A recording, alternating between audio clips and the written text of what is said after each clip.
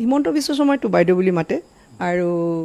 কৰবাত দেখিলেও এতিয়াও সেৱা এটা কৰে। ভূমিহীন একাংশ ব্যক্তিৰ পৰা আপোনালোকে মাতি লৈ আপোনালোকে বাগান খোলাৰ এটা মাজে মাজে বিভিন্ন সময় সংবাদ মাধ্যমত সেই বাতৰিটো সম্প্ৰচাৰিত হয়। চাৰ্কিট হাউচত মই নিজে শুনিছিলোঁ যে মাটি আপুনি ল'ব লাগে, আমি আনক নিদিওঁ, আমাৰ চৰণীয়া পথাৰ আমি আনক নিদিওঁ, আপুনি লওক। আমি কিন্তু ৰাণী বাইদেউৰ পৰাহে শিকি আমি এম্বুলেঞ্চ দিছোঁ বুলি তেওঁ কিন্তু ৰাজহুৱাভাৱে কলাক্ষেত্ৰ মিটিংখনত কৈ থৈ আহিছিলে। নমস্কাৰ, মই কল্পজিৎ শইকীয়া, NKTV প্ৰতিগৰাকী দৰ্শকক স্বাগতম জনাইছোঁ। আৰু আজিৰ দিনটোত এগৰাকী বিশেষ ব্যক্তিৰ লগত আমি কথা পাতিবলৈ চেষ্টা কৰিম। সেইগৰাকী হৈছে অসমৰ প্ৰাক্তন কেন্দ্ৰীয় মন্ত্ৰী ৰাণী নৰহ। আমি বাইদেউৰ কাষলৈ যাম আৰু সততে সংবাদ মাধ্যমত তেখেতে মন্তব্য নকৰে। আৰু আজিৰ দিনটোত বাইদেউৰ লগত অকণমান আমি কথা পাতিবলৈ চেষ্টা কৰিম। বাইদেউৰ ৰাজনৈতিক যি ইতিহাস বহুতে জানিব বিচাৰে, ৰাইজে বিচৰা বহু প্ৰশ্ন আজিৰ দিনটোত বাইদেউক আমি কৰিব বিচাৰিম। বাইদেউ, প্ৰথমে আপোনাক স্বাগতম জনাইছোঁ। নমস্কাৰ, স্বাগতম। কেনেধৰণে আছে এতিয়া ৰাণী নৰহ? ঠিকে আছোঁ, ঠিকে আছোঁ। এগৰাকী প্ৰাক্তন কেন্দ্ৰীয় মন্ত্ৰী, 3বাৰৰ সাংসদ, 4বাৰ, আৰু তাৰ পাছত আজিৰ তাৰিখত কেনেদৰে আছে? পাকঘৰত ব্যস্ত নে নাই, ক'ত ব্যস্ত হৈ আছে? মই পৰহি দিল্লীৰ পৰা আহিছোঁ, সেইকাৰণে বহুত দিনৰ মূৰত ভাবিছোঁ পাকঘৰত অকণমান কাম কৰোঁ। পাকঘৰত কাম কৰিছিলোঁ অকণমান। আৰু এটা কথা বাইদেউ মই জানিব বিচাৰিছোঁ, আপুনি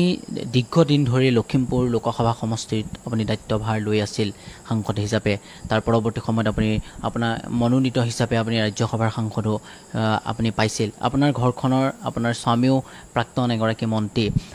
বিভিন্ন ধৰণৰ আপুনি ব্যক্তিক লগ পাইছে। এতিয়া ধৰক আপুনি দায়িত্বত নাই, স্বামী বৰ্তমান সময়ত এগৰাকী বিধায়ক। এতিয়া পূৰ্বৰ তুলনাত অকণমান ব্যক্তিসকল অহাৰ সংখ্যাটো কমিছে নেকি বাৰু? ব্যক্তিসকল অহাৰ ক'ত কমিছে? দলত নহয়, আপোনাৰ ঘৰতেই হওক বা আপোনাৰ সোঁৱে বায়ে থকা বহু ব্যক্তি। নাই নাই নাই, ৰাতিপুৱাৰ পৰা মই ব্যস্ত হৈ আছোঁ। ইয়াত থাকিলেতো ব্যস্ত থাকোঁ, লখিমপুৰত থাকিলেও ব্যস্ত থাকোঁ। আমি সাধাৰণতে সামাজিক জীৱনৰ লগত জড়িত বেছি, আৰু NGO কৰি আহিছিলোঁ, ক্ৰীড়াবিদ আছিলোঁ, সকলোৱে জানে ক্ৰিকেট খেলিছিলোঁ বুলি। আৰু যুৱ কংগ্ৰেছৰ সভানেত্ৰী হিচাপেও সমগ্ৰ অসমত এটা মানুহৰ লগত মিলা মিছা আছিলে, চিনাকি আছিলে। সেই সূত্ৰে সকলোৰ লগতে মিলা মিছা আছে, আৰু কেতিয়াও অনুভৱ কৰা নাই মানুহ কম হৈছে বুলি। আৰু পৰাপক্ষত মানুহ বেছি আহে, বেয়াও নাপাওঁ। এইকাৰণেই যে আমি মানুহৰ মাজতে থাকি ইমানখিনি পাইছোঁহি, সেইকাৰণে মানুহ আহিলে বেয়াও নাপাওঁ। আজি ৰাতিপুৱাৰ পৰা মানুহৰ লগতে ব্যস্ত আছিলোঁ। যিবিলাকে মিটিঙলৈ আহিছে যোৱাকালি, লখিমপুৰ, ধেমাজিৰ পৰা শদিয়ালৈকে যিখিনি আহিছে গোটেইখিনিয়ে মোক লগ কৰি গৈছে।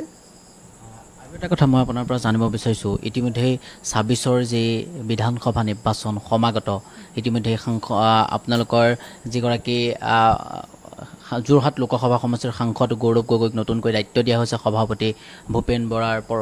বৰাৰ ঠাইত। সমান্তৰালকৈ যদি আমি কওঁ তেনেহ'লে কংগ্ৰেছৰ যুৱৰাজ খ্যাত ৰাহুল গান্ধীও অসমত প্ৰচাৰ নিৰ্বাচন চলাবৰ কাৰণে অসমত আহি উপস্থিত হৈছেহি। কেনেধৰণৰ হ'ব এইবাৰ ফলাফল আপোনাৰ দৃষ্টিত? আমি খুবেই ভাল আশা কৰিছোঁ, এইকাৰণে যে গৌৰৱ গগৈৰ নেতৃত্বত অসমৰ ৰাইজে প্ৰাণ পাই উঠিছে, যুৱ সমাজে, বিশেষকৈ যুৱ সমাজে প্ৰাণ পাই উঠিছে। আৰু গৌৰৱ গগৈৰ যিটো ৰাজনৈতিক জীৱন আৰম্ভ হৈছে, সেই ৰাজনীতি খুব সুন্দৰভাৱে আৰম্ভ হৈছে। আৰু ময়ো ধৰক যুৱ কংগ্ৰেছ কৰি আহিছোঁ, আৰু খেলা ধূলাৰ লগত জড়িত, পাব্লিকৰ লগত জড়িত, ৰাইজৰ লগত জড়িত। গতিকে তেওঁক সহায় কৰিবৰ কাৰণে মোক PSA মেম্বাৰ বনাই দিছে, আৰু এক্সিকিউটিভ মেম্বাৰো বনাই দিছে। গতিকে মই তেওঁক সহায় কৰিবৰ কাৰণে যথেষ্ট আগ্ৰহী। আৰু মই এই সুযোগতে দিল্লীৰ হাইকমাণ্ডকো মই মোৰ তৰফৰ পৰা আন্তৰিক ধন্যবাদ জ্ঞাপন কৰিছোঁ যে তেখেতসকলে গৌৰৱ গগৈক সহায় কৰাৰ কাৰণে মোৰ কিছু দায়িত্ব মোক দিছে। এই দায়িত্ব মই পালন কৰিবৰ কাৰণে ৰেডি হৈছোঁ। ইতিমধ্যে আপুনি সেই 26ৰ যি বিধানসভা নিৰ্বাচন, আপুনি অৱতীৰ্ণ হোৱাৰ কিবা কথা থাকিব পাৰে নেকি? আমাৰ দিল্লীৰ হাইকমাণ্ডে সকলো ৰাজ্যলৈ যিবিলাক ইতিমধ্যে নিৰ্বাচন হৈ গৈছে, ছিনিয়ৰ লিডাৰবিলাকক নিৰ্বাচনত অৱতীৰ্ণ কৰাইছে। আৰু অসমলৈও তেনেকুৱা নিৰ্দেশ আহিব বুলি মই ধৰি লৈছোঁ। গতিকে মোকো যদি তেনেকুৱা নিৰ্দেশ দিয়ে, মই কিন্তু সাধাৰণতে লোকসভা খেলি ভাল পাওঁ, আৰু লখিমপুৰ লোকসভা সমষ্টিৰ পৰাই মই প্ৰায় প্ৰতিনিধিত্ব কৰি আহিছোঁ। আৰু সেই সূত্ৰে মই এবাৰ সৰ্বানন্দ সোণোৱাল ডাঙৰীয়াকো পৰাজিত কৰিছিলোঁ, অৰুণ শৰ্মা ডাঙৰীয়াকো পৰাজিত কৰিছিলোঁ। আৰু যোৱাবাৰ যিজন কেণ্ডিডেট পাইছিলে উদয় শংকৰ হাজৰিকা, তেওঁ মোৰ লগত দুবাৰকৈ পৰাজিত হৈছে। গতিকে মই লোকসভা বেছি ভাল পাওঁ। যদিহে দিল্লী হাইকমাণ্ডে কয় আৰু নিৰ্বাচন খেলিব লাগে আৰু গৌৰৱ গগৈক সহায় কৰিব লাগে, তেতিয়াহ'লে মই অৱতীৰ্ণ হ'ম। কোনটো সমষ্টি আপুনি চাইছে নেকি কাৰণ এতিয়া ডিলিমিটেশ্যন হোৱাৰ লগে লগে সমষ্টিসমূহ ভাগ ভাগ হৈ গৈছে আপোনাৰ স্বামীৰ যিটো সমষ্টি সেই সমষ্টিটো বৰ্তমান সময়ত SC ৰিজাৰ্ভেশ্যন হৈছে যাৰ ফলত আপোনালোকে সেই যিটো আপোনালোকৰ সমষ্টি বৰ্তমান সেই সমষ্টিৰ পৰা আপোনালোকে আৰু ৰাণী নহে হওক বা ভৰত নৰহে নিৰ্বাচন খেলিব নোৱাৰিব ৰাণী নহ বা ভৰত নৰহে এবাৰ কোনটো সমষ্টি আপোনালোকে নিৰ্ধাৰণ কৰি লৈছে আমি কোনো সমষ্টিভিত্তিক ৰাজনীতি কৰা নাছিলোঁ আগতেও আৰু এতিয়াও নকৰোঁ যিহেতুকে জিলাখনলৈ আমি অৱদান আমাৰ আছে লখিমপুৰ জিলাতে ডেফিনেটলি মই আসন বিচাৰিম আৰু ভৰতনৰ ক্ষেত্ৰত কওঁ যে তেখেতে ইতিমধ্যে দিল্লী হাইকমাণ্ডক জনাই দিছে লিখিতভাৱে যে তেখেতে আত্মজীৱনী লিখিব নিজৰ ওপৰত গতিকে সেই আত্মজীৱনী লিখাৰ কাৰণে আৰু কিছু ব্যক্তিগত তেখেতৰ অসুবিধাও আছে সেই গোটেইখিনি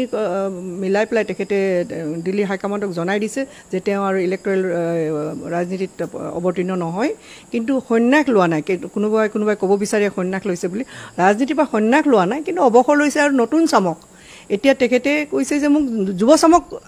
অগ্ৰাধিকাৰ দিব লাগে গতিকে যুৱ চামক অগ্ৰাধিকাৰ দিয়াৰ ক্ষেত্ৰতো তেখেতে আগ্ৰহ নোৱা গতিকে মই ভাবোঁ এইটো ডিচিশ্যন তেখেতৰ খুব ভাল ডিচিশ্যন হৈছে আৰু তেখেতে ৰাজনীতি নকৰে এতিয়া তাৰোপৰি নাওবৈচা সমষ্টি ঢকুৱাখানাৰ পৰা ইতিমধ্যে বহুবাৰ প্ৰতিনিধিত্ব কৰিছিলে নাওবৈচা সমষ্টিটো চিডুল কাষ্ট সমষ্টি হৈছে সেইকাৰণেই যে তেওঁ অৱসৰ লৈছে সেইটো নহয় তেওঁ ঢকুৱাখানালৈ আকৌ ঘূৰি যাব পাৰিলেহেঁতেন কিন্তু তেওঁ কৈছে যে নতুন চামক তেওঁ প্ৰাধান্য দিছে আৰু ময়ো লখিমপুৰ লোকসভা সমষ্টিৰ ভিতৰতে নাওবৈচা সমষ্টি পৰিছে আৰু এতিয়া মই যদি বিচাৰিব লগা হয় তেতিয়াহ'লে লখিমপুৰ জিলাৰ ভিতৰতে ট্ৰাইবেল চিটততো যাব নোৱাৰোঁ নন ট্ৰাইবেল চিটত জেনেৰেল চিটলৈ যাব লাগিব তাতে যি চিট দিয়ে দিল্লী হাইকমাণ্ডে তেনেকৈ আমি যদি কওঁ তেনেহ'লে 26ত ভৰত নৰহে নিৰ্বাচন নেখেলে ৰাণী নৰহে যদি দলে যদি প্ৰাৰ্থী দিয়ে তেনেহ'লে ৰাণী নৰহে পুনৰ নিৰ্বাচন খেলিব ডেফিনেটলি খেলিম সমষ্টি চোৱা হোৱা নাই এতিয়ালৈকে সমষ্টি চোৱা হোৱা নাই আৰু বিশেষকৈ মোৰ দুই সন্তানেই ডাঙৰ বেটাই আপোনাৰ ইডেনবাৰী ইউনিভাৰ্চিটি স্কটলেণ্ডৰ পৰা মাষ্টাৰ ডিগ্ৰী কমপ্লিট কৰি আহিছে ইকনমিক্সত আৰু সৰুজনেও দুবাৰকৈ মাষ্টাৰ ডিগ্ৰী কমপ্লিট কৰিছে অক্সফৰ্ড ইউনিভাৰ্চিটিৰ পৰা আৰু এতিয়া থাৰ্ড টাইম সি অক্সফৰ্ড ইউনিভাৰ্চিটিলৈ গৈছে আকৌ MSc এটা কৰিবৰ কাৰণে আইকৰলজিত গতিকে দুয়ো সন্তানেই মোৰ ৰাজনীতিৰ প্ৰতি আগ্ৰহ নহয় আৰু আমিও তেওঁলোকক ৰাজনীতিত পঠিয়াবলৈ বিচৰা নাই যিহেতুকে হাজবেণ্ডো নাথাকে আৰু দুই সন্তানো ৰাজনীতিত অৱতীৰ্ণ নহয় গতিকে মই ডেফিনেটলি যেতিয়ালৈকে পাৰিম মই কৰিম আৰু এটা কথা কংগ্ৰেছৰ ওপৰত এইটো চৰ্চা হয় কংগ্ৰেছৰ যিটো ৰাজনীতি সেই ৰাজনীতি সদায় পৰিয়ালকেন্দ্ৰিক হয় আপোনাৰ ক্ষেত্ৰত বা আপোনাৰ উত্তৰাধিকাৰী হিচাপে আপোনাৰ সন্তানক ৰাজনীতিত নিদিয়ে অনা নাই আৰু ময়ো কোনো পৰিয়ালকেন্দ্ৰিক হোৱা নাছিলোঁ কাৰণ মই স্পৰ্টছৰ লগত জড়িত আছিলোঁ ক্ৰীড়াৰ লগত জড়িত আছিলোঁ যুৱ কথা ৰাইজে জানিব বিচাৰে কাৰণ আপুনি এগৰাকী ভাল খেলুৱৈ আছিল পৰৱৰ্তী সময়ত আপুনি কেনেকৈ ৰাজনীতিলৈ আহিলে মই স্কুলতো সদায় বেষ্ট এথলেট আছিলোঁ ইউনিভাৰ্চিটি কলেজত বেষ্ট এথলেট আছিলোঁ ইউনিভাৰ্চিটিত দুবাৰকৈ মই বেষ্ট এথলেট আছিলোঁ ক্ৰিকেট খেলিছিলোঁ মই কেপ্টেইন অধিনায়িকা আছিলোঁ জুনিয়ৰ ইণ্ডিয়া টীম মই খেলিছোঁ গতিকে মই খেলৰ লগতহে জড়িত আছিলোঁ আৰু অৰ্গেনাইজেশ্যনৰ লগত জড়িত আছিলোঁ মই সৰ্বভাৰতীয় মহিলা ক্ৰিকেটৰো 15 বছৰকৈ সভানেত্ৰী আছিলোঁ গতিকে মই অৰ্গেনাইজেশ্যনৰ লগত জড়িত আছিলোঁ কিন্তু পৰৱৰ্তী কালত মই যুৱ কংগ্ৰেছৰ সভানেত্ৰী হোৱাৰ পিছত দিল্লীৰ হাইকমাণ্ডৰ পৰা এটা কথা আহিল যে যুৱসকলক মানে গোটেই ভাৰতবৰ্ষত তেওঁলোকে অগ্ৰাধিকাৰ দিব সেই সূত্ৰেহে মই এপ্লিকেশ্যনখন দিছিলোঁ মই ভৰতনৰ পত্নী হিচাপে এপ্লিকেশ্যনখন দিয়া নাছিলোঁ 1998ত মই যুৱক যুৱতীসকলক অগ্ৰাধিকাৰ দিব বুলি পেলাই কোৱা কাৰণেহে মই তেতিয়া এপ্লিকেশ্যনখন দিছিলোঁ আৰু তেতিয়া মই 1998ত মই টিকেট পাইছিলোঁ তেওঁৰ পত্নী হিচাপে পোৱা নাছিলোঁ গতিকে পৰিয়ালকেন্দ্ৰিক মোৰটোত নাই হোৱা আনৰ ক্ষেত্ৰত মই নাজানো মোৰটো সন্তান কেতিয়াও পলিটিক্সলৈ নাহে মই নদী ক'ব পাৰোঁ আৰু কৈ আছে 26ৰ নিৰ্বাচনত আপোনাৰ স্বামী ভৰত নৰহৰ ঠাইত আপোনাৰ পুত্ৰ ডাঙৰ পুত্ৰ বা সৰু পুত্ৰক আপোনালোকে অৱতীৰ্ণ কৰাব মইতো ইতিমধ্যে ক'লোৱেই যে মোৰ দুই সন্তানে ৰাজনীতিলৈ নাহে আৰু দুয়োটাই শিক্ষাবিদ হ'বলৈ খুব মন গতিকে শিক্ষাবিদ কেনেধৰণে হয় তেওঁলোকৰ ভাগ্যই কি কয় নাজানো গতিকে কোনো কাৰণতে তেওঁলোকে পলিটিক্সলৈ নাহে ইয়াৰ আগত যদি মই কওঁ তেনেহ'লে 2024ৰ যি লোকসভা নিৰ্বাচন আপুনি প্ৰাৰ্থিত্বৰ দাবীৰে আপুনি বিচাৰিছিলে টিকট ইতিমধ্যে হাইকমাণ্ডক আপুনি অৱগত কৰিছিলে যদিহে দলে টিকট দিয়ে আপুনি নিৰ্বাচনত অৱতীৰ্ণ হ'লহেঁতেন ইতিমধ্যে সকলোৱে জানে যে ইয়াৰ আগৰ যিগৰাকী আপোনালোকৰ সভাপতি ভূপেন বৰাৰ লগত আপোনাৰ অকণমান কিছু মতানৈক্য বা তেনেধৰণৰ সুসম্পৰ্ক নাথাকে বুলি সেই কথা বিভিন্ন সময়ত চৰ্চা হয় ভূপেন বৰাৰ কাৰণে আপুনি 2024ৰ যি লোকসভা নিৰ্বাচন সেই লোকসভা নিৰ্বাচনত টিকট নাপালে নেকি মইতো নাভাবোঁ এইকাৰণে, কাৰণ ভূপেন বৰা যুৱ কংগ্ৰেছৰ সভাপতি আছিলে, তাৰপিছত পৰৱৰ্তী কালত মই যুৱ কংগ্ৰেছৰ সভানেত্ৰী হৈছিলোঁ। গতিকে মই নাভাবোঁ এইকাৰণেই যে যেতিয়া তৰুণ গগৈ ডাঙৰীয়া চৰকাৰ আছিলে সেই সময়ত তেওঁ মন্ত্ৰী বিচাৰিছিলে ভূপেন বৰা ডাঙৰীয়াই, আৰু খুব আগ্ৰহী আছিলে মন্ত্ৰী হ'বৰ কাৰণে। যেতিয়া নহ'ল আৰু সেই সময়তে তৰুণ গগৈৰ চৰকাৰৰ ডিচিডেণ্ট এটা এতিয়া মুখ্যমন্ত্ৰীয়ে খুব ষ্ট্ৰংলি ডিচিডেণ্ট কৰিছিলে। মই তেতিয়া তৰুণ গগৈ ডাঙৰীয়াক কৈছিলোঁ যে আপুনি ভূপেনক লৈ আনক আৰু ভূপেনক পাৰ্লিয়ামেণ্টাৰী এফেয়াৰ্ছ ছেক্ৰেটাৰী এটা দি দিয়ক। তেতিয়া তৰুণ গগৈ ডাঙৰীয়াই কৈছিল যে অকল ভূপেনকেই নিদিওঁ, মই ৰাণা গোস্বামীকো লগতে দিম। আৰু তেখেতে ৰাণা গোস্বামী আৰু ভূপেন বৰাক দিছিলে যদিও 2-3 দিন তেওঁলোকৰ অৰ্ডাৰটো ৰৈ গৈছিলে। শেষত মই দিল্লীৰ পৰা ফোন কৰি আকৌ তেখেতসকল দুইজনৰে অৰ্ডাৰটো উলিয়াই দিছিলোঁ। গতিকে মই নাভাবোঁ মোৰ লগত তেওঁৰ কিবা সংঘাত আছিল বুলি, বা মই তেওঁৰ লগত কিবা সংঘাত কৰিছিলোঁ বুলি। তেওঁ যদি মনত কিবা পুহি ৰাখিছিল মই নাজানো। গতিকে মই নাভাবোঁ যে তেওঁ সেই সংঘাত কিবা আছিল বুলি ভাবি তেওঁ মোক দিয়া নাই। আৰু কিবা এটা নিশ্চয় কম্পালশ্যনত তেওঁৰ আছিল, যিটো কাৰণত তেওঁৰ দিল্লীৰ হাইকমাণ্ডে CECৰ মিটিঙত কমপ্লিট হৈ যোৱাৰ পিছতো শেষ মুহূৰ্তত 23 তাৰিখে যেতিয়া মোৰ কনফাৰ্ম কৰি দিছিলে, আকৌ মই 25 তাৰিখে গুচি আহিছিলোঁ। 27 তাৰিখে নিৰ্বাচন আছিলে, নমিনেশ্যন দিব লাগে কাৰণে, আৰু 23 তাৰিখে শেষ মুহূৰ্তত তেওঁৰ মোৰ টিকেটটো নহ'ল। গতিকে তেওঁহে জানিব কিয় নকৰিলে। সেই কথা ৰাইজে জানিব বিচাৰে, সেইকাৰণে মই আপোনাক সুধিব বিচাৰিলোঁ। আৰু বহুকেইটা প্ৰশ্ন মই আপোনাক সুধিব বিচাৰিছোঁ। আপুনি ইতিমধ্যে কৈছে যে স্বামীয়ে বৰ্তমান সময়ত সন্ন্যাস লোৱা নাই, বা তেওঁ ৰাজনীতি কৰি থাকিব, ৰাজনীতি কৰি থাকিব, কিন্তু কেনেদৰে তেওঁ এতিয়া ব্যস্ত হৈ আছে? কাৰণ আৰু হাতত কেইবাটাও বহু সময় আছে, এতিয়াও 6-7 মাহ বা 8 মাহমান সময় আছে। এই যিটো সমষ্টিৰ পৰা ৰাইজে বিপুল ভোটত তেখেতক জয়লাভ কৰাইছিলে, তেওঁ এটা সমষ্টিৰ বৰ্তমান সময়ত বিধায়ক, তেওঁ যিখিনি কাম কাজ, সেই কাম কাজখিনি কোনে চোৱা চিতা কৰি আছে বৰ্তমান? আচলতে লখিমপুৰ লোকসভা সমষ্টিৰ ভিতৰতে 9টা সমষ্টিৰ ভিতৰত নাওবৈচা সমষ্টি আছিলে, আৰু মই এই সমষ্টিৰ পৰা 3বাৰকৈ লোকসভাৰ প্ৰতিনিধিত্ব কৰিছোঁ, জিকিছিলোঁ। আৰু ৰাজ্যসভাৰ সাংসদ হৈ থাকোঁতেও মই নাওবৈচা সমষ্টিক মই চোৱা চিতা কৰিছিলোঁ। আৰু তেওঁৰ এবচেণ্টত, তেওঁ এতিয়া লণ্ডনত আছে, আৰু তেওঁৰ এবচেণ্টত মই এই যি 8-9 মাহ থাকিব সেইখিনি সময় মই তেওঁৰ হৈ পেলাই চাই দিম। মোৰ যিহেতুকে মোৰ লোকসভা সমষ্টিৰ ভিতৰত আছিল, গতিকে মই ভাবোঁ যে মোৰ অকণো অসুবিধা হোৱা নাই আৰু ৰাইজৰো অসুবিধা হোৱা নাই। যিকোনো মুহূৰ্ততে ৰাইজে বিচাৰিলে মই লগে লগে তেওঁলৈ হোৱাটছআপ কৰোঁ, আৰু তেওঁ লগে লগে সেই বিভাগৰ অফিচাৰবিলাকক তেওঁৰ ফালৰ পৰা মোবাইলৰ পৰা মেছেজ দিয়ে, আৰু তেনেধৰণে কামবোৰ হৈ আছে ধুনীয়াকৈ। গুৱাহাটীতে আছে? নহয়, তেখেতে লণ্ডনত আছে। আৰু এটা কথা মই আপোনাক সুধিব বিচাৰিছোঁ, যে মই পুনৰ সেই কথাটোৱে সুধিব বিচাৰিছোঁ যে আপুনি যেতিয়া দিল্লীৰ পৰা আপোনাৰ টিকট মোটামুটি ফাইনেলি হৈছিল 2024ৰ যি লোকসভা নিৰ্বাচন, তাৰপাছত এটা কথা চৰ্চা চলিছিল যে সেই সময়ছোৱাৰ সভাপতি, অৰ্থাৎ প্ৰাক্তন সভাপতি ভূপেন বৰাই কিছু টকা লৈ টিকট বিক্ৰী কৰাৰো এটা অভিযোগ বিভিন্নগৰাকীয়ে দিছিল। এই কথাটো কিমান সঁচা? বা মই যিহেতুকে দেখা নাই, গতিকে এই বিষয়ে মই ক'ব নোৱাৰোঁ। শুনিছে কথাখিনি? মই পেপাৰ পত্ৰ ওলাই আছে, সকলোৱে জানে, মই জনা বুলি নহয়, সকলোৱে শুনিছে, চাইছে, দেখিছে, পেপাৰত দেখিছে, টিভিত দেখিছে। গতিকে মইতো দেখা নাই, গতিকে মই ক'ব নোৱাৰিম এই ক্ষেত্ৰত। আৰু এটা কথা বাইদেউ মই অকণমান সুধিব বিচাৰিছোঁ। বৰ্তমান সময়ত যদি আপুনি চায় তেনেহ'লে হিমন্ত বিশ্ব শৰ্মা অসমৰ মুখ্যমন্ত্ৰী, সেই সময়ছোৱাত আপুনি লগ পাইছিল, বা আপোনাৰ লগত সেই সময়ছোৱাত যেতিয়া হিমন্ত বিশ্ব শৰ্মা দাদা ব্ৰিগেডটো যেতিয়া আছিল, তেতিয়াহ'লে সেই সময়ছোৱাতো আপোনাৰ নামটো বিশেষকৈ চৰ্চা আছিল, আপোনাৰ অজন্তা নেওগ। পৰৱৰ্তী সময়ত কিন্তু অজন্তা নেওগে বিজেপিলৈ গ'ল, ৰাণী নহ কিন্তু কংগ্ৰেছতে থাকি গ'ল। ৰাণী নহয় কেতিয়াবা আকৌ যদিহে 26ৰ নিৰ্বাচনত টিকট নিদিয়ে, তেনেহ'লে পৰৱৰ্তী সময়ত অজন্তা নেওগ বা আন লোকসকলৰ দৰেই পুনৰ বিজেপিলৈ ধাৱবান হ'ব পাৰে নেকি? হিমন্ত বিশ্ব শৰ্মাৰ ল'ৰালি কালৰ পৰাই মই চিনি পাওঁ, এইকাৰণে যে মোৰ ঘৰ শৰণীয়াত গুৱাহাটীৰ, আৰু হিমন্ত বিশ্ব শৰ্মাৰ ঘৰো শৰণীয়াত গুৱাহাটীত। মোৰ ঘৰৰ পৰা অলপ দূৰতহে তেওঁৰ ঘৰটো, কিন্তু সৰুৰ পৰাই মই চিনি পাওঁ। আৰু বিশেষকৈ মোৰ সেই সময়ত তৰুণ গগৈ ডাঙৰীয়া চৰকাৰ থাকোঁতে অজন্তা নেওগ আৰু মোৰ কথা খুব ওলাইছিলে, আৰু মোক বেছ কৰিয়েই আচলতে কয় কথাখিনি। কিন্তু সেই সময়তো মই তৰুণ গগৈ ডাঙৰীয়াক কৈছিলোঁ যে মই কোনো কাৰণতে বেলেগ পাৰ্টিলৈ নাযাওঁ, আৰু দিল্লীৰ হাইকমাণ্ডে মোৰ ওপৰত এটা বিশ্বাস ৰাখিছিল, যাৰ কাৰণে পৰৱৰ্তী সময়ত মোক ৰাজ্যসভাৰ সাংসদ দিলে আৰু কেন্দ্ৰীয় মন্ত্ৰীও বনালে। তাৰমানে মোৰ ওপৰত ডেফিনেটলি বিশ্বাস এটা আছিল, সেইকাৰণে কৰিছিলে। কিন্তু তৰুণ গগৈ ডাঙৰীয়াই সেই সময়ত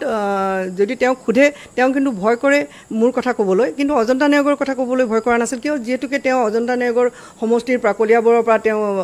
বহুবাৰ প্ৰতিনিধিত্ব কৰিছে লোকসভাত, গতিকে তেওঁ অজন্তা নেওগক মোতকৈ বেছি ভালকৈ জানে। আৰু তেওঁ সেইকাৰণে দি কৈছিল যে মই ৰাণীৰ কথাটো ক'ব নোৱাৰিম, কিন্তু অজন্তা নেওগ যে কোনো কাৰণতে বিজেপি নকৰে এই কথাষাৰ মই ক'ব পাৰিম। তেওঁ কৈছিলে কিন্তু শেষত অজন্তা নেওগ বিজেপিলৈ গ'ল আজি ফাইনেন্স মিনিষ্টাৰ হৈ আছে তাত ৰাণী নৰহ কিন্তু এতিয়াও কংগ্ৰেছ কৰি আছে আৰু ভৱিষ্যতলৈ মই কংগ্ৰেছ এই কাৰণেই কৰিম 10 জন পদ মোৰ কাৰণে একেবাৰে ভগৱান টাইপ 10 জন পদৰ আজি সোনিয়া গান্ধী ডাঙৰীয়ানীকে কওক বা ৰাহুল গান্ধীয়ে হওক প্ৰিয়ংকা গান্ধীয়ে হওক সেই সময়ত থকা অল ইণ্ডিয়াৰ প্ৰেছিডেণ্টসকলেই হওক বা এতিয়া মল্লিকাৰ্জুন খাৰ্গে ডাঙৰীয়াই হওক তেখেতসকলে মোক যি ধৰণে সহায় কৰিছে আৰু মোক খুব কম বয়সতে কেন্দ্ৰীয় মন্ত্ৰী বনাইছে আৰু মই কোনো ধৰণৰ লবি কৰি বা গুৱাহাটীৰ পৰা কোনো MLA পৰা চহী কৰি লৈ গৈ মুখ্যমন্ত্ৰীৰ পৰা চহী কৰি লৈ গৈ মই মন্ত্ৰী পোৱা নাছিলোঁ গতিকে মোক কেন্দ্ৰীয় নেতৃত্বই মোক মন্ত্ৰিত্ব দিছিলে কেন্দ্ৰত গতিকে মই এই ঘৰখনক মই কেতিয়াও এৰিব নোৱাৰোঁ আৰু মই ৰাজনীতি হয়তো শেষলৈকে কংগ্ৰেছেই কৰি যাম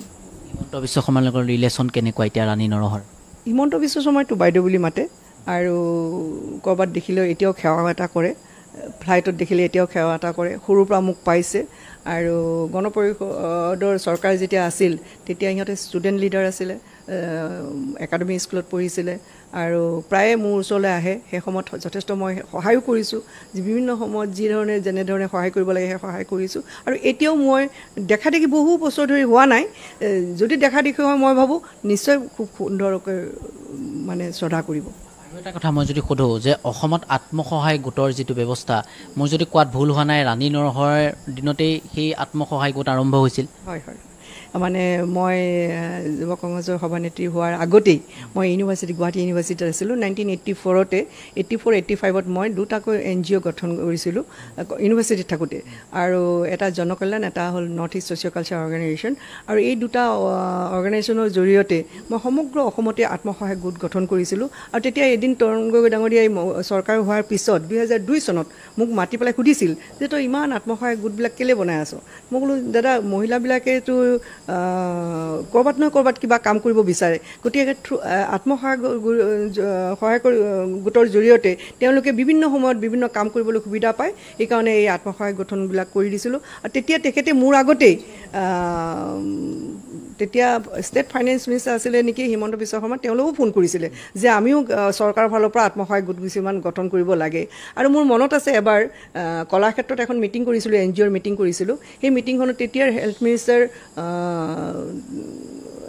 আমাৰ হিমন্ত বিশ্ব শৰ্মা আছিলে আৰু তেওঁ গৈছিলে তেওঁ ভাষণত বহু ভাষণেই দিলে কিন্তু তেওঁ মাজতে এটা কথা কৈছিলে যে বহুতেই কিন্তু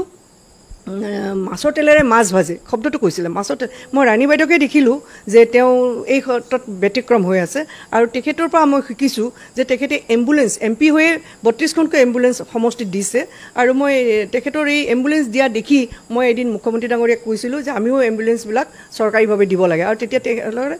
আমি কিন্তু ৰাণী বাইদেউৰ পৰাহে শিকি আমি এম্বুলেঞ্চ দিছোঁ বুলি তেওঁ কিন্তু ৰাজহুৱাভাৱে কলাক্ষেত্ৰ মিটিংখনত কৈ থৈ আহিছিলে আৰু এটা কথা বাইদেউ মই অকণমান সুধিব বিচাৰিছোঁ এটা চৰ্চিত বিষয় খুব সম্ভৱ 99 বা আপুনি সাংসদ হোৱাৰ পাছৰ এটা কথা মই সুধিব বিচাৰিছোঁ বিভিন্নগৰাকীয়ে বিভিন্ন সময়ত প্ৰচাৰ চলায় এই ভূমিহীন একাংশ ব্যক্তিৰ পৰা আপোনালোকে মাতি লৈ আপোনালোকে বাগান খোলাৰ এটা মাজে মাজে বিভিন্ন সময়ত সংবাদ মাধ্যমত সেই বাতৰিটো সম্প্ৰচাৰিত হয় অকণমান যদি আপুনি কথাখিনি কয় এইটো সম্পূৰ্ণ মানে ভুৱা প্ৰচাৰ এইকাৰণে যে সেই সময়ত বগিনীতিত আমাৰ ঘৰ আছিলে আৰু নৰহো MLA আছিলে তেতিয়া চৰকাৰ মন্ত্ৰী নাছিলে চৰকাৰো আমাৰ নাছিলে সেই সময়ত আৰু তেতিয়া মানে তেতিয়া গণপৰিষদৰ চৰকাৰ হৈছে আৰু নৰহ কংগ্ৰেছৰ MLA আছিলে সেই সময়ত তেতিয়া তেওঁ তাতে বিঘাই 2000কৈ মাটি পায় 2000 টকাত মাটি পায় কিনিবৰ কাৰণে আৰু তেতিয়াতো যিহেতুকে জনজাতি হয় আৰু তাত যি এৰিয়াত মোৰ বাগানখন আছে তাত জনজাতি বসতি অঞ্চলেই হয় আৰু তেওঁলোকেও তাত কিছুমান লখিমপুৰৰ পৰা কিছুমান নন জনজাতীয় মানুহে তাত কিছুমান মাটি ল'বলৈ গৈছিলে তেতিয়া তেওঁলোকেহে আহি মিষ্টাৰক মই চাৰ্কিট হাউচত মই নিজে শুনিছিলোঁ যে মাটি আপুনি ল'ব লাগে আমি আনক নিদিওঁ আমাৰ চৰণীয়া পথাৰ আমি আনক নিদিওঁ আপুনি লওক তেনেকৈ তেওঁক মানে ইনচিষ্ট কৰিছিল তেওঁলোকে আৰু তেতিয়া তেওঁ হয়তো আপ্লুত হ'ল তেওঁলোকৰ কথাত আৰু তেতিয়া তেওঁ মাটি কিনিছিলে আৰু কোনো ধৰণৰ তাত যি জেগাত আমাৰ বাগানখন আছে তাততো কোনো বানাক্ৰান্ত মানুহ থকা নাই তাত বানপানীয়ে নহয় গতিকে বানাক্ৰান্ত মানুহৰ কথা অহাই নাই তাত আৰু এটা কথা মই আপোনাক সুধিব বিচাৰিছোঁ সোণাপুৰৰ যিটো ট্ৰাইবেল আপোনালোকৰ মিউজিয়াম এতিয়া মাজুলী সমষ্টিৰ বিধায়ক ভৱন গামৰ এটা সময়ত আপোনালোকৰ ঘনিষ্ঠ আছিল মোৰ যদি কোৱাত ভুল হোৱা নাই সেই সময়ছোৱাত যিটো মিউজিয়াম জ্বলি গৈছিল সেই সময়ছোৱাত আপোনাৰ স্বামী মন্ত্ৰী আছিল সেই বিভাগটোৰ কালচাৰ মিনিষ্টাৰ আছিল সেই সন্দৰ্ভত বিভিন্ন সময়ত অভিযোগ উঠে বা বিভিন্ন সময়ত বিভিন্ন বিষয়ক লৈ চৰ্চা হয় আপুনি কিবা ক'ব বিচাৰিব নেকি ক'ম এইকাৰণে ক'ম যে মানুহে নজনাকৈ কথাখিনি কৈ আছে তেওঁ কালচাৰেল মিনিষ্টাৰ আছিলে আৰু চৰকাৰীভাৱে তাত তেওঁলোকে এটা মাটি কিনিছিলে তাত চৰকাৰীভাৱে মাটি কিনিছিলে আৰু চৰকাৰীভাৱে তেওঁলোকে তাত মানে মিউজিয়াম খুলিছিলে সেই মিউজিয়ামটো কাক পৰৱৰ্তী সময়ত বনাবলৈ দিছিলে বা পৰৱৰ্তী সময়ত কোনে লিজত লৈছিলে বা কোনে টেণ্ডাৰ দি পেলাই পাইছিলে মই নাজানো আপুনি নাম কৈছে যদিও মই নাভাবোঁ যে হ'বও পাৰে তেওঁ মই তেতিয়া খুব ব্যস্ত আছিলোঁ যুৱ কংগ্ৰেছৰ ক্ষেত্ৰতে হওক বা মই সাংসদ হিচাপে ভাৰতবৰ্ষৰ বিভিন্ন ঠাইত অৰ্গেনাইজেশ্যনৰ ক্ষেত্ৰত গৈছিলোঁ বা স্পৰ্টছৰ লগতো জড়িত হৈ আছিলোঁ সেইকাৰণে মই এই ছাইডটো মই ইমান চোৱা নাছিলোঁ কিন্তু সেই সময়ত মই খুব ভালকৈ জানো তেওঁ কালচাৰেল মিনিষ্টাৰ আছিলে নৰহ আৰু তেতিয়া চৰকাৰীভাৱে তেওঁলোকে মাটি কিনিছিলে চৰকাৰীভাৱে তেওঁলোকে তাত সোণাপুৰত তেওঁলোকে এটা কালচাৰেল টুৰিজিম এটা চেণ্টাৰ বনাইছিলে আৰু সেই চেণ্টাৰটো জ্বলি গৈছিলে কিবা হৈছিলে এই কথাবিলাক শুনিছিলোঁ যদিও মই ইমান বেছি গুৰুত্ব দিয়া নাছিলোঁ মই এই বিষয়ে ক'ব নোৱাৰিম বৰ্তমান মাজুলী সমষ্টিৰ বিধায়কগৰাকীৰ লগত ৰিলেশ্যন কেনেকুৱা আপোনালোকৰ মাজুলী সমষ্টিৰ বিধায়কজনটো মোৰ সমষ্টিৰ এটা সময়ত আছিলে যদিও তেওঁ যেতিয়া বিধায়ক হৈছে তেতিয়া তেওঁ বিধায়ক নাছিলে গতিকে মই তেওঁ বিধায়ক হোৱাৰ পিছৰ পৰা মই তেওঁক লগ পোৱা নাই বিধায়ক হোৱাৰ আগতেতো নৰৰ লগত খুব ভাল আছিলে আৰু অহা যোৱাও কৰিছিলে আৰু মই ভাবোঁ এতিয়াও নৰৰ লগত কথা পাতে যদিও মই নাজানো মোৰ লগত খুব কম কথা পাতিছিলে মই কেতিয়াবা দিল্লীৰ পৰা আহিলে গাড়ীৰ পৰা নামিলে মোৰ ঘৰত দেখোঁ হাঁহি এটা মাৰি ভিতৰলৈ সোমাই যাওঁ সিমানেই তাতকৈ বেছি মোৰ লগত কথা পাতিবলগীয়া নাছিলে আৰু এতিয়াও মই তেওঁক লগ পোৱা নাই আৰু এটা কথা মই বাইদেউ আপোনাক সুধিব বিচাৰিছোঁ আপুনি বহু ব্যক্তিক নেতা আপোনাৰ লগত থকা আমি বহু ব্যক্তিক দেখিছোঁ নেতা বনিছে বা বিভিন্ন ধৰণৰ তেওঁলোকে দায়িত্ব লৈছে পৰৱৰ্তী সময়ত আপোনাৰ কাষত থকা সেই মানুহসকলে কিন্তু একাংশ ব্যক্তিয়ে আঁতৰি গৈছে কেতিয়াবা ধৰক দুখ নালাগেনে যে লগতে থকা মানুহজন যেতিয়া আঁতৰি গুচি যায় যেতিয়া আপোনাৰ বিৰুদ্ধে সংবাদ মাধ্যমক যেতিয়া কথা কয় তেতিয়া কোনোবা এটা নহয় কোনোবা এটা সময়ত কাৰণ আপুনি দীঘলীয়া সময় ৰাজনীতি কৰিছে তেনেধৰণৰ মানুহ লগ পাইছে এই ৰাজনীতি পথাৰখনত মই আচলতে যিসকলে মোৰ পৰা আঁতৰে বা আঁতৰি যাবলৈ বিচাৰে মই তেওঁলোকক দুখ নিদিওঁ তেওঁলোকৰ গাত দুখ নাথাকে এইকাৰণে এখন চৰকাৰ চলি থাকোঁতে কোনোবা যদি বিধায়কে মোক অপ'জ কৰে বা কোনোবা যদি দলীয় কৰ্মীয়ে মোক অপ'জ কৰে ডেফিনেটলি কোনোবাই নহয় কোনোবাই ইনচিষ্ট কৰে মোৰ ব্যক্তিত্বৰ লৈ পেলাই কোনেও ক্ষোভ কৰিব নোৱাৰে আৰু মই যি ধৰণে সমাজৰ লগত জড়িত হৈ থাকোঁ সামাজিকভাৱে জড়িত হৈ থাকোঁ ৰাজনীতিত যিমানেই জড়িত হৈ থাকোঁ সেই তাতকৈ বেছি মই আত্মসহায়ক গোট কৰি বা জনকল্যাণ NGO কৰি পেলাই north east social culture organisation কৰি পেলাই মই বেছি বিজি হৈ থাকোঁ গতিকে মই ভাবোঁ যে মোৰ ব্যক্তিত্বলৈ কোনো আক্ৰোশ কথা ক'ব নোৱাৰে কোনোবাই পলিটিক্সটোতো থাকিবই এইটো আৰু লেংমাৰা পলিটিক্স থাকেই গতিকে কোনোবাই হয়তো নৰহৰ উত্থানটো দেখি পেলাই বা মোৰ উত্থানটো দেখি ভয় খাই পেলাই হয়তো কেতিয়াবা কাৰোবাক উচতাই দিয়ে সেই উচতনিত ভুল গ'ল কিন্তু শেষত যেতিয়া তেওঁলোকে বুজে যে এই উচতনিটো ভুল আছিলে আমি বুজাটো ভুল হৈছিলে আকৌ তেওঁলোকে কিন্তু মোৰ ওচৰলৈ বা নৰহৰ ওচৰলৈ অহা মই দেখিছোঁ তিনি গগৈ একেলগ হ'ব 2026 বিভিন্নগৰাকীয়ে কৈ আছে কিমান সফল হ'ব আৰু গৌৰৱ গগৈ নেতৃত্বত এইবাৰ 26 যুদ্ধখন হ'ব কিমান সফল হ'ম বুলি ভাবে নেতৃত্বত সঁচাকৈ 26 যুদ্ধ মানে নিৰ্বাচনৰ যুদ্ধখন হ'ব আৰু তিনি গগৈৰ ক্ষেত্ৰত গৌৰৱ গগৈ ডিচিশ্যন ল'ব যে তেওঁ কাক ল'ব আৰু নল'ব গতিকে এই বিষয়টো মই পলিচি মেকিঙত নকওঁ কিন্তু মই ভাবোঁ যে অসমত যিখন চৰকাৰ হ'ব গৌৰৱ গগৈৰ নেতৃত্বত চৰকাৰ হ'ব আৰু গৌৰৱ গগৈ মুখ্যমন্ত্ৰী হ'ব তিনি গগৈ একেলগ হ'ব পাৰিব বুলি ভাবেনে তেওঁলোকে যদি ভাবে যে অপজিশ্যনটোক আমি বধিব লাগিব অপজিশ্যনক আমি পৰাস্ত কৰিব লাগিব ডেফিনেটলি তেওঁলোকে ভাবি শুনি আমাৰ দলীয় হাইকমাণ্ডো আছে দলীয় হাইকমাণ্ডে ভাবিব আৰু গৌৰৱ গগৈ এই ক্ষেত্ৰত ডিচিশ্যন নিশ্চয় ল'ব আৰু মই ভাবোঁ ভালেই হ'ব শেষত যদি মই আকৌ কওঁ তেনেহ'লে 26 নিৰ্বাচনত এবাৰ ৰাণী নৰহক আকৌ নিৰ্বাচনী পথাৰত দেখিবলৈ পাব ৰাইজে যদিহে দিল্লী হাইকমাণ্ডে মোক নিৰ্দেশ দিয়ে যে নিৰ্বাচন খেলি গৌৰৱ গগৈক সহায় কৰিব লাগে আপোনালোক সকলোৱে ৰাণী নৰহ বাইদেউৰ কথাবোৰ শুনিলে নহয় এই কথাবোৰৰ পৰা আপোনালোকৰ মতামত কমেণ্টত জনাবচোন আপোনালোকৰ এটা কমেণ্টে মোক বহুতো উৎসাহ প্ৰদান কৰে এনেকুৱা ভিডিঅ' পাই থাকিবৰ বাবে আমাৰ এই চেনেলটো লাইক শ্বেয়াৰ আৰু ছাবস্ক্ৰাইব কৰিব নাপাহৰিব ধন্যবাদ